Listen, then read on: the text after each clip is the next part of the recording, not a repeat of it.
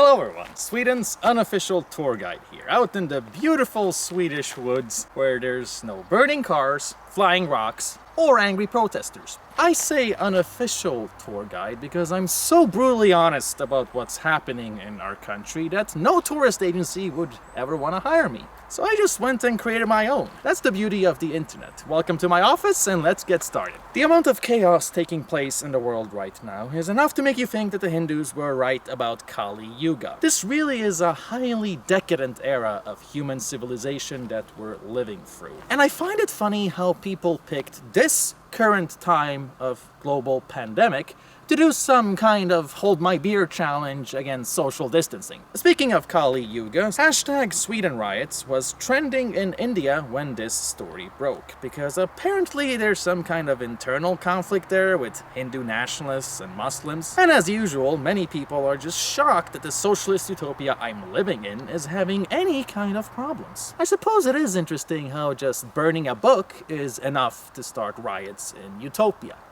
You know, this beautiful, hyper-safe country of ours, where two boys were recently raped and tortured for hours at a graveyard in Stockholm. Suspects aren't Swedes. This is completely unrelated to the riots, by the way. We're gonna get to that. This is just something that happened recently, a few days before, and is commonplace here now. A wave of degradation crime and degradation robberies, where migrants upload footage of hate crimes against Swedes to social media, has sprung up in this country over the past year. Probably because our mainstream media won't stop going on and on about what horrible, unconscious racists with white privilege all Swedish people are. And so it's common to see victims be forced to strip naked, get on their knees, and take piss to the face. I'm gonna make a more elaborate video report on this phenomenon soon enough. There's just so many examples of it that my script keeps expanding. Just during the making of this video you're watching right now, yet another degradation robbery happened where they forced the guy to run home without pants. So I got about 13 pages of draft with this stuff here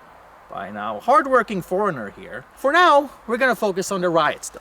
Controversial Danish politician Rasmus Paludan, together with Swedish artist Dan Park, applied for a permit to hold an anti-Islam demonstration in Malmö, where they were gonna burn a Quran in a Swedish ghetto. At first they were granted permission, but after various outrage and threats from Muslim groups, the police caved in to the angry mob. So that's what the Swedish police does.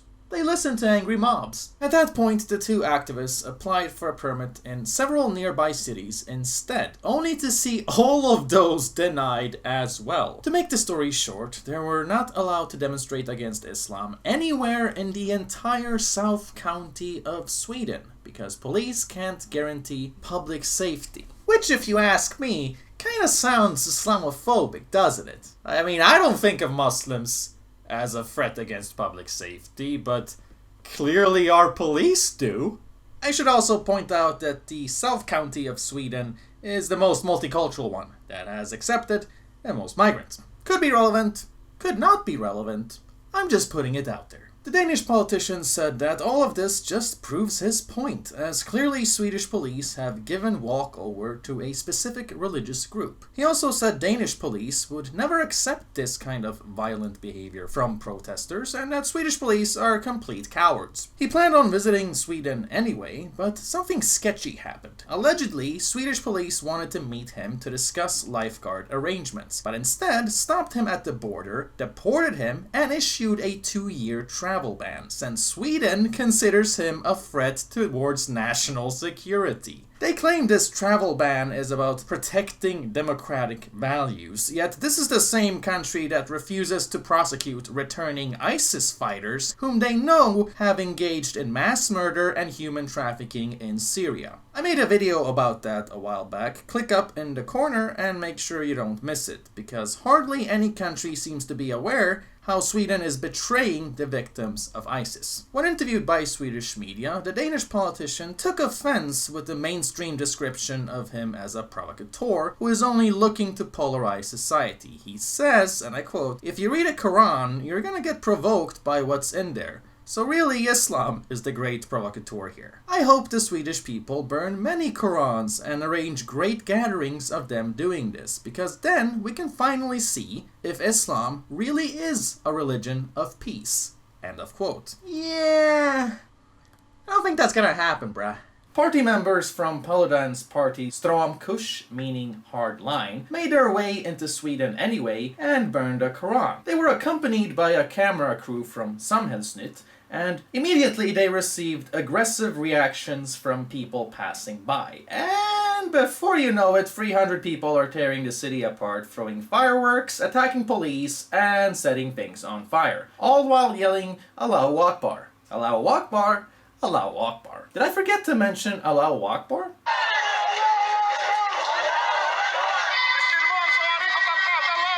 These peaceful protesters were also openly chanting anti-Semitic buzzwords about getting rid of Jews.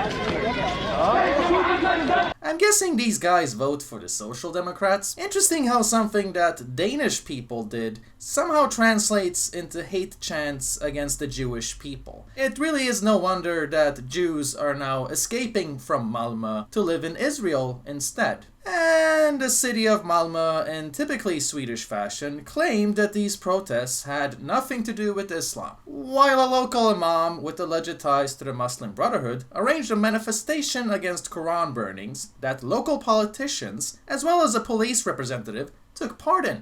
So that's just another typical week in Sweden. Unrelated to this protest, ex-Muslims started a hashtag Desecrate the Quran on Twitter. Keep in mind that amongst former Muslims, this is a thing. It is a way for them to protest the constant death threats that they get, and the idea that anyone who leaves Islam should be executed. This attitude is not rare. Just looking at Egypt and Pakistan, the majority of their populations believe this, because it is religious scripture. And so it's certainly not strange that Norway's Prime Minister defends the right to desecrate the Quran, even though she personally harbors no anti-Islam sentiments. Because if you're gonna care about respecting people's beliefs, then respect people's beliefs. Don't ask them to only give respect to one specific religious group. Just as important it is for Muslims to respect their holy book, it is equally valid that former Muslims get to do the complete opposite. Otherwise, they cannot be considered free, not even in Western countries. If you want to talk minority rights, then former Muslims are a smaller minority than Muslims, and they're constantly persecuted over the world. Not to mention, how absurd would it be if people thought that someone who converts out of Christianity and destroys a Bible hates all Christians as people? And how absurd is it to believe in God while also believing that God can't fend for himself? Paludan's conclusion to all this is that the riots in Rosengård only proved him right, given that he didn't even have to be in Sweden for that to happen. And the fact that a police took part in a demonstration against the book burn shows that 20,000 feminized Swedish cops are utterly useless, since the physical power in Sweden is already in the hands of Islam. Make of that what you will. Also, Danish demonstrators were arrested for hate speech because they were kicking a Quran, while at the same time Sweden is refusing to prosecute returning ISIS fighters for genocide. Interesting priorities here. I just feel like that can't be repeated enough. As for the reactions to these riots, I'm always baffled by people thinking our country is amazing just because they're led to believe that clean streets means no dirt underneath the surface. Even Jordan Peterson was completely oblivious to this when he came here. I went to his lecture in Stockholm a few years back, and all he had to say about Sweden is that it looks nice, clean, good streets, Then a gang rape took place not too long from the hotel that me and my girlfriend were staying at, so I really can't stress this enough. Don't judge a book by its cover. The reality of Utopia is that the most severe crimes have been on the rise for the past years. Rapes, robberies, and shootings. Even robberies of handicapped people and pensioners are on the rise. Gang violence is now moving out more and more into the public sphere, and there's been quite a few victims of drive-by shootings. Something that was extremely rare and basically didn't happen just a decade ago. Just recently I made a video about how a Scottish tourist was nearly disemboweled by a migrant gang during his visit here, and when I talk about these things, Swedish people accuse me of being a Russian spy. Which is kind of racist. I'm a Bosniak. Don't say that all immigrants are the same, bruh. That's not cool. The larger problem, though, is the Swedish cultural mentality that you oh so frequently encounter when trying to talk about these problems and solutions. That cultural mentality being, that hasn't happened to me personally, so you're just lying. I'm well educated. I have a good job, and I have never experienced any of the things that you're talking about, so you're just a liar, Mr. Foreigner. You can't be trusted. Why don't you move away from Sweden if you don't like it here? Just leave our fine country. Yeah, you haven't experienced it because you're earning enough money to live in a nice neighborhood.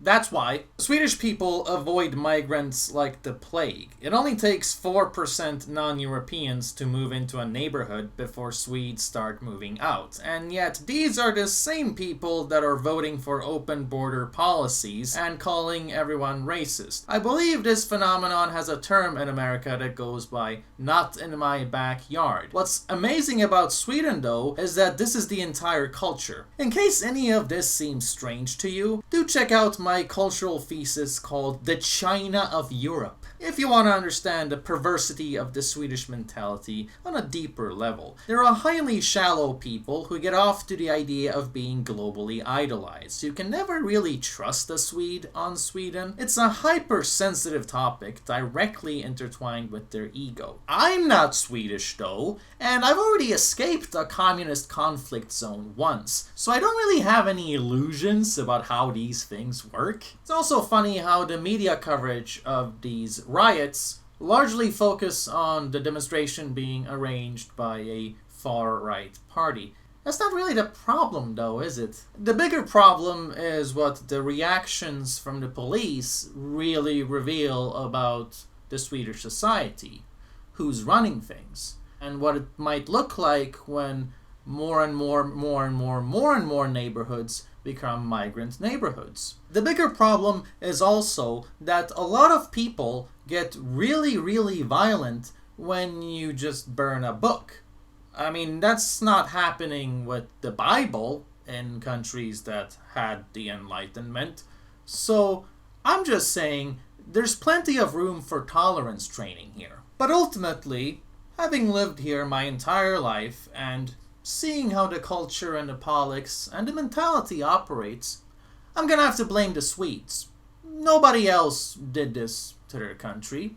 They were made aware, but they just went into bullying mode instead, against those who tried making them aware. Our political establishment, backed by a large majority of the people, clearly plays a bigger role in this, given that a lot of people come here not even being aware or being informed that you're allowed to criticize religion in this country. Ish. I mean, it's on paper at least. Mustafa Panshiri is a former cop. He's originally from Afghanistan, and now he spends his time doing integration lectures. And he often talks about how newly arrived refugees and migrants are shocked when they hear him explain Swedish culture. For one, many Muslims think that Sweden has the death penalty and that you're not allowed to criticize Islam. What's taken for granted in their own country is projected onto Swedish laws and norms, and Swedes are too big cowards to ever correct them. Swedish people are terrified of having uncomfortable conversation, and all it leads to is hundreds of thousands of people giving up their life savings to come here under false pretenses. It's really sad to say this, But the only party that has suggested social orientation classes for migrants in this country is the far-right Sweden Democrats. Every other party finds it to be racist and get hysterical when a simple conservative party suggests that would be a good idea. Because that's racism, according to Swedes. To admit that you have a culture, that would be excluding. And you're not supposed to do that in a multicultural utopia, right? Since Sweden is such a modern society, such a predecessor for everyone else, such a global ideal, a cosmopolitan melting pot, you're not supposed to do that, right? Wrong. And social orientation classes would be a good idea. Because denying your culture only means you're denying access to those who would like to become a part of it. All our political establishment has accomplished with their PC mentality is to not give immigrants a social map to understand exactly how Sweden works. And if they did, I seriously doubt that many of them would even want to come here to begin with. عملوا كريم بعد ما لعبوا بالقرآن خنازير بعد ما لعبوا بالقرآن عم بيحموهن بعد ما خلصوا القرآن عم أخذوهن كلاب هدول كلاب متآمرين معاهن بدنش الإسلام ليش جابونا هالكلاب تكبير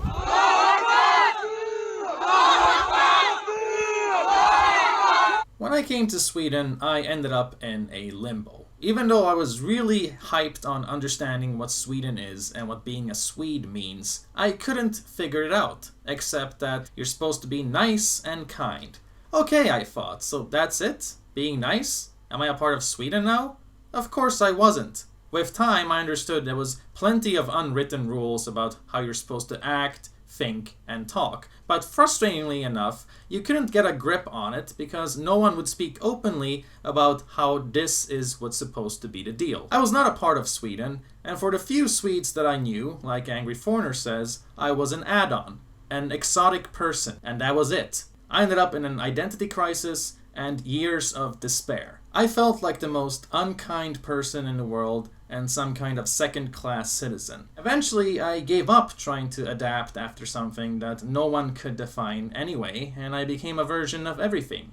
A world citizen, like someone said. I figured this sounds good, and I guess I'll just have to be that, whatever that means. But today, it still feels like you're standing by the entrance, looking in through a door opening, and you're seeing the nice dinner table, all set up nicely, and the people that are sitting around it, but you're not invited. This text is not meant to make me sound like a victim, but it is a short summation of a reality, and it feels like a breath of fresh air to have people like Alexander Bard, Angry Foreigner, and others who go against the grain and speak openly.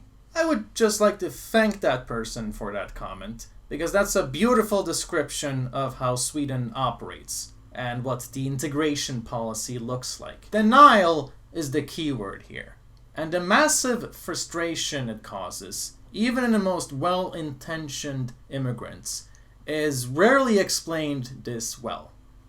So just imagine what it's like for someone that's already growing up in an exclusion area. If our country was advertised honestly, if it was globally described as the loneliest country in the world, where everybody is an atheist, where nobody believes in family, friendship, and honest conversation, and everybody believes the government can never do wrong, and they just believe in work and paying taxes, then I don't think people would be as interested in coming here. Welfare doesn't compensate for cultural autism. But instead, our politicians lie and tell the entire third world, we're diverse. We have endless resources. There's housing and jobs for everyone. You will be embraced here. Then they stuff immigrants in ghettos, separated from Swedish neighborhoods, and make them welfare dependent so they'll keep voting left. Never mention anything about a decade-long housing crisis and how excluding our labor market is.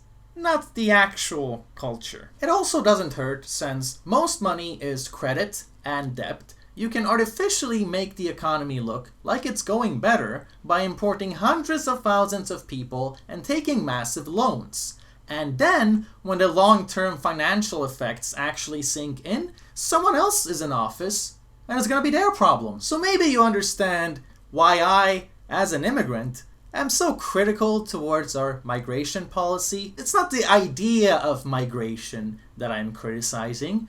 It's how absolutely pathetic Swedes are at doing it. They just want to prove to America that they can do multiculturalism better than them when they can't even handle being social to strangers. The norm here with our crime policy is no deportations, that's rare, even for the most brutal crimes, and no attempts at educating migrants on Swedish culture, because that would be racist.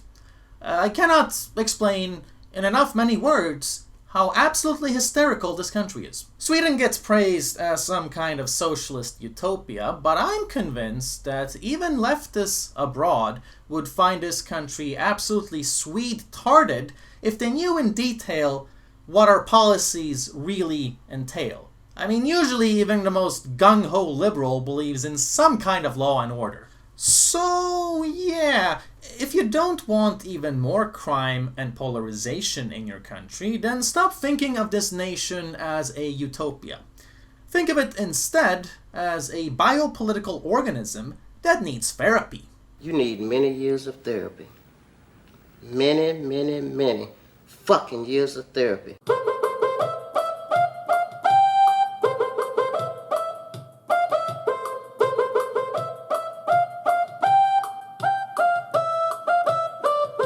Make sure to support me on Subscribestar if you like my videos, as only 1% of my subscriptions donate. Bookmark my website for articles that don't make it here on YouTube, and feel free to click the notification bell to help with updates for when I make a new video. I also have a new channel as a backup, where every other upload is now located. This is a way to experiment with outreach and circumvent shadowban, so feel free to check that out for more content. Thank you for watching.